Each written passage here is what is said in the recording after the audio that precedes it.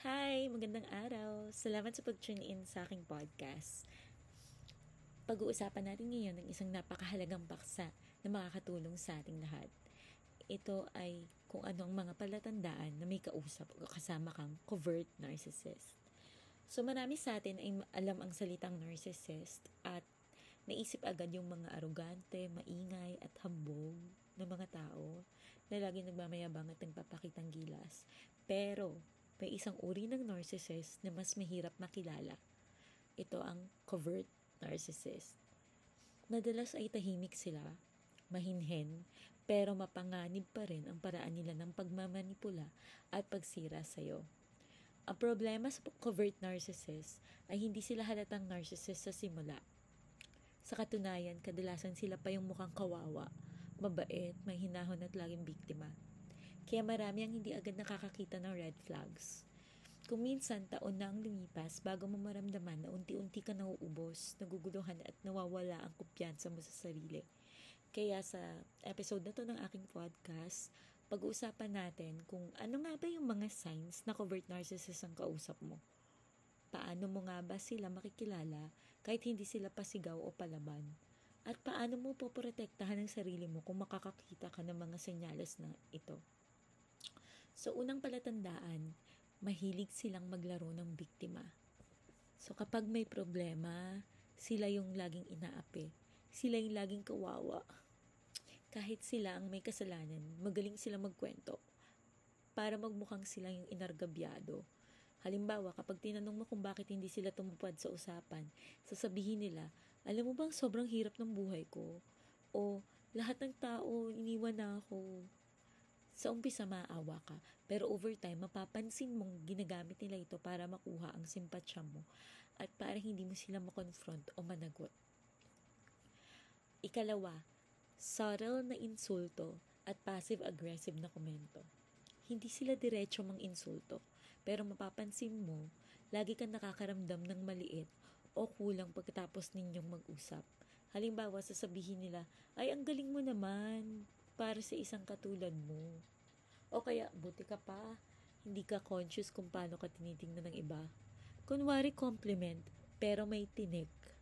Ginagawa ito para sirain ang confidence mo nang hindi halata na sila ang salarin. Ikatlo, gaslighting. Ang covert narcissist ay master sa gaslighting. Kapag kinumpronta mo sila, bigla silang magagalit at iikot nila ang usapan para ikaw yung mali. Halimbawa, sasabihin mo, nasaktan ako sa sinabi mo eh. Ang sagot nila, ang sensitive mo naman. O hindi ko naman sinabi yan. Ba't mo ako inaakusahan? Hindi mo naman malayan, magdududa ka na sa sarili mong karanasan at emosyon. Ikaapat, mysterious at secretive sila. Hindi nila gustong makilala mo sila ng tunay. Mahilig silang magbigay ng paunti-unting impormasyon tungkol sa kanila o kaya magkwento na parang may kulang para palagi kang nagtataka o nagtatanong. Ginagamit nila ito para may power sila. Ikaw ang nagbubukas ng damdamin at sikreto mo, pero sila, kontrolado ang pinapakita. Ikalima, silent treatment bilang parusa. Kapag hindi nila gustong ginawa mo o may boundary kang sinet, bigla silang tatahimik. Hindi ka kakausapin, hindi magre-reply. Ito ay paraan nila para kontrolin ka. Mararamdaman mo ikaw ang mali kahit hindi naman. Ika-anim, playing the martyr. Mahilig silang magsabing, ako na lang lagi ang nagsasakripisyo. O, sige, ako na lang ang masama. Ginagamit nila ito para mag-guilt trip. Hindi mo mapapansin pero mapipilitan ka ibigay ang gusto nila dahil naawa ka o nahiya ka. Ikapito, extreme sensitivity to criticism. Kahit konting feedback lang, sobrang grabe yung reaksyon nila. Maaring magalit sila ng tahimik, umiyak, mag-walk out, o magsimulang magkwento ng kung gaano sila kawawa. Ang goal, para hindi mo na ulitin ang pag-call out sa kanila. Ikawalong sign, surface level humility. Mukha silang humble. Madalas sasabihin nila, di naman ako magaling, o wala lang to. Pero pansinin mo, gusto rin nilang purihin sila. Kapag hindi mo sila binigyan ng validation, magtatampo o may inis sila. Ang humility nila ay isang paraan para makuha ang atensyon at reassurance mo. Ika-siyam, they mirror you. Sa umpisa ng relasyon na friendship, pakiramdam mo soulmate mo sila. Bakit? Kasi binabalik nila sa'yo lahat ng gusto mo. Kung mahilig ka sa music, mahilig din sila. Kung naniniwala ka sa honesty, sasabihin nila sobrang honest sila. Pero ito yung paraan para lang ma-attach ka at magtiwala sa kanila. Ika-10, constant victim stories about exes and enemies. Lahat ng ex nila toxic. Lahat ng dating kaibigan masama. Mapapaisip ka tuloy lahat kung nakakaintindi sa kanila ay ikaw lang. Pero pag tumagal, baka ikaw nang maging enemy sa kwento nila. Ngayon, bakit importante na malaman mo ang mga signs na to? Kasi ang covert narcissist ay hindi kasing halata ng overt. Hindi sila palaging sumisigaw at nagpapakita ng ego. Pare-pareho silang mapanira. Pareho silang nadidrain ng energy mo. Sinisira ang confidence mo at pinapaikot ka para makuha ang gusto nila. Hindi rin madali na makipag-break o makalayo sa isang covert narcissist, lalo na kung kaibigan mo sila, partner o pamilya. Pero ang unang hakbang ay awareness. Kapag alam mo na ang mga signs, mabilis mong makikita kung paano ka na nila minamanipulate. Paano mo poprotektahan ang sarili mo? Una, magtakda ng malinaw na boundaries. Huwag kang matakot sabihin ng hindi.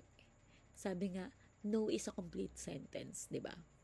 Kahit pa magmukha silang kawawa o magalit sila. Yan ang strategy nila para kontrolin ka. Ang pigilan ka mag-set ng limitations. Ikalawa, huwag kang mag-guilt trip. Tandaan, hindi ka masamang tao dahil pinoprotektahan mo ang sarili mo. Hindi selfish ang maingat. Ikatlo, huwag kang masyadong magbukas. Sa covert narcissist, lahat ng sinasabi mo ay pwedeng gamitin laban sa'yo balang araw.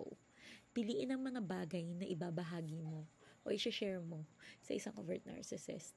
Ika-4, practice ang gray rock technique, which is yung diniscuss natin, makikita nyo sa isa ko pang video. Hindi responsibilidad na ayusin mo sila. Hindi mo sila maliligtas. Ang kaya mo lang kontrolin na yung sarili mo, ang reaksyon mo at pagpoprotekta mo sa sarili mo. Sa huli, mahalaga ang paalaala na ikaw ay nasa isang relasyon, romantic, pamilya o trabaho na sobrang toxic o abusive. Hindi mo ito kailangang kayanin mag-isa. May mga kaibigan, pamilya, therapist o support groups na pwedeng tumulong. Hindi ka nag-iisa. Inuulit ko, hindi ka nag-iisa. Salamat sa pakikinig sa episode na to at sana may natutunan ka. Kung gusto mo pa ng mga gantong usapan tungkol sa narcissistic abuse at healing, huwag kalimutang mag-subscribe at mag-share at mag-message. Tandaan mo, karapatan mong protektahan ang sarili mo. Karapatan mong mamuhay ng payapa. Ingat ka lagi. Bye! See you sa next video.